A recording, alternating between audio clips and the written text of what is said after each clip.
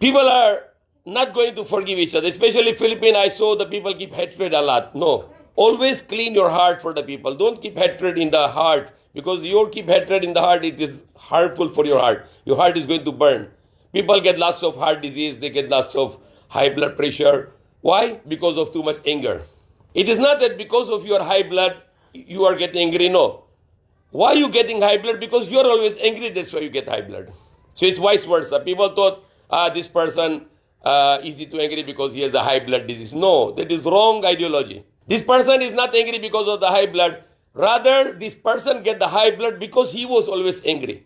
Because if you keep on get angry, you always get high blood pressure gradually until you will die with that high blood pressure. So what is the opposite of the angry? Patient. Don't react.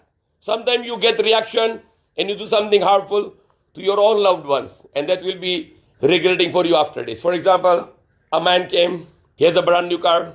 When he came home, he saw his young child was writing with a stone something on the car, and it's a brand new car. So he was very angry. He did not control his anger, rather to be patient and to talk to his son properly. He gets something, the tools of the car, it was iron, and he hit on to the child. The child hit on the finger, and then he was brought to the emergency in the hospital, and then he lost his fingers.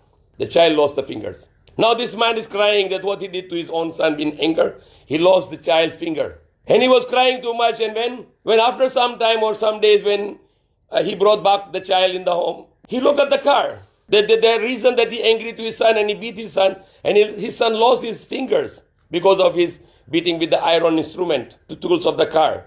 And when he reached to the home, that is the worst shock for him, and he looked at the car, that his son was writing with a stone on the car, "I love you, Papa."